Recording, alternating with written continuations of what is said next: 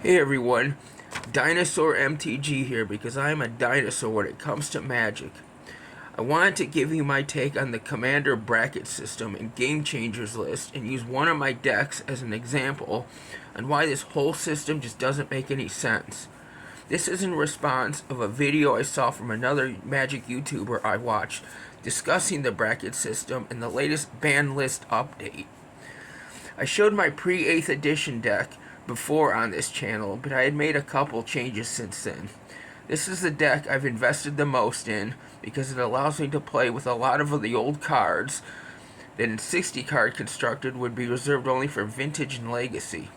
I play this deck the most, so I think it shows the perfect example why this whole bracket system just doesn't make much sense, and there wasn't much thought put into it. We're going to go through this deck. I'm going to tell you the main ingredients for winning, but most important, how this deck just doesn't fit in a bracket. I have 5 Game Changers in this deck, all tutors.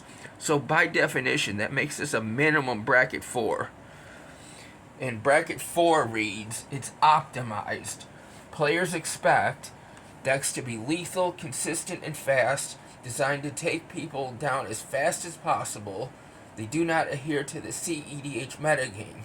Win conditions can vary from archetype to archetype, but can end a game quickly and suddenly. Gameplay to be explosive and powerful, featuring huge threats and efficient disruption to match. To play at least 4 turns before anyone wins or loses. As you're going to see, my deck is nowhere close to any of that. If anything, it's a low 3 or a high 2. Chromat is my commander. Now, using pre-8th edition only ways of getting all the colors can be tricky, even if you've invested the time and money in original dual lands and other rare or top lands that fix your colors, along with all the good mana dorks. Chromat is still slow. I have to get him out and protect him for a whole turn cycle with 3 other players on the board before he's relevant to the game. The rest of the deck, if you want a theme, it's basically use the best pre-8th edition cards I can get my hands on to keep up with the current Commander meta. And I found the best way to do this is using deft cards. Cards like Control Magic, Bribery, Abduction, and creatures like Mariki Wright Barrett, Sea Singer, and Rubinia Soul Singer. And basically, it's a let the opponents do the work, keeping up with the meta and pitting down their strategies, and then I cherry pick their boards for my own way to play at their level with their own cards. The deck is slow, though.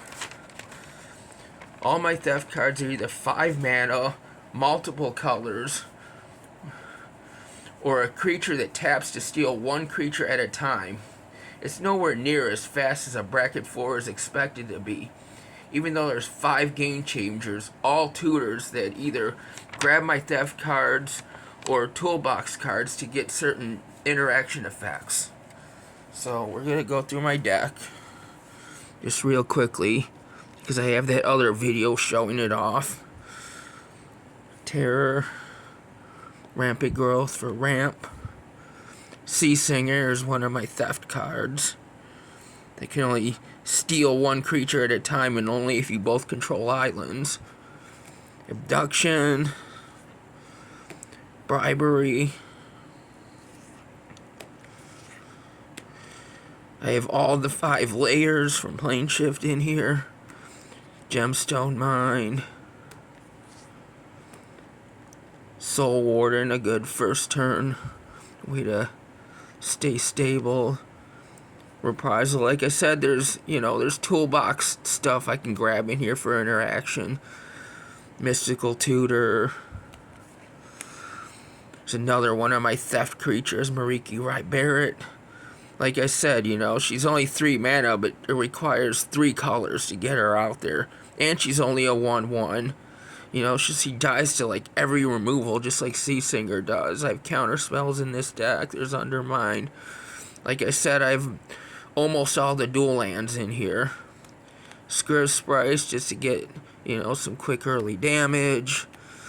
Some more counter magic. There's Enlightened Tutor. Another layer. Sarah Angel, I have a couple, medium-sized beaters in this deck. It's not all theft.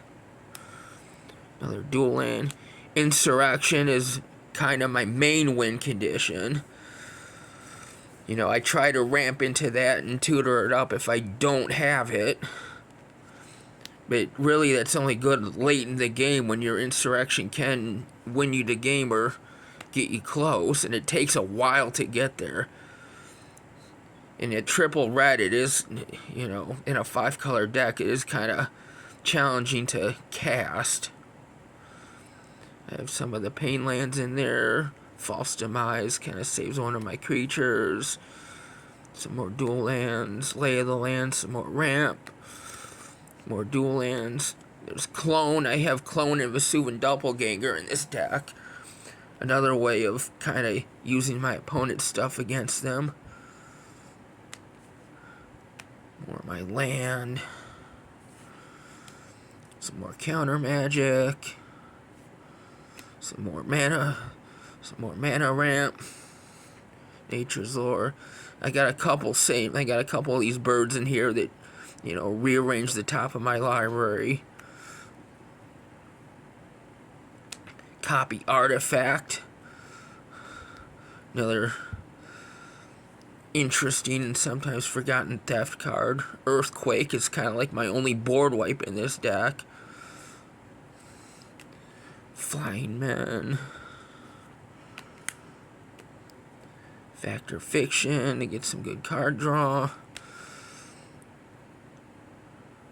Abu Jafar, just a cheap creature removal. Some more counter magic.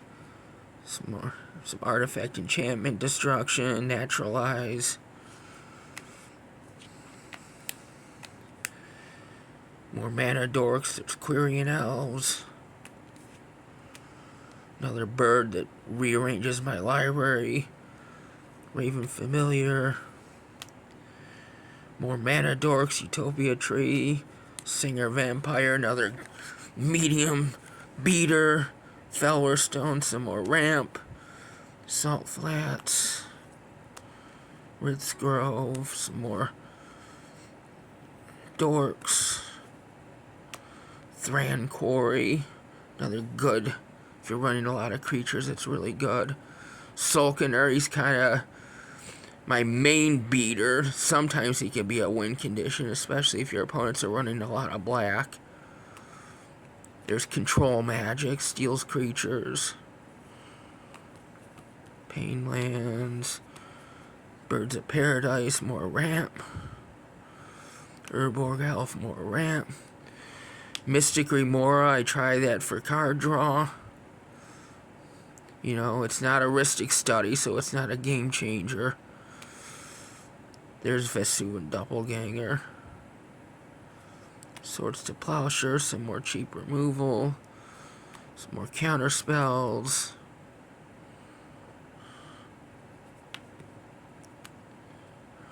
Resurrection, another forgotten creature protection card.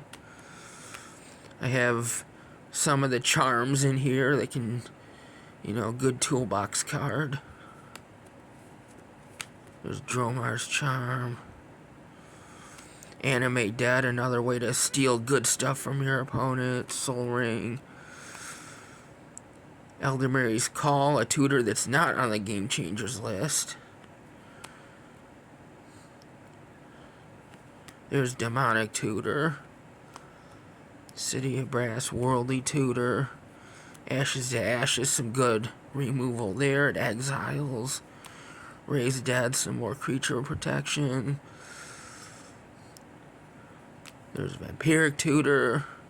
Reflecting Pool, good mana. Vindicate, good destruction spell. Disenchant. Worldly Council, good way to set up your draws.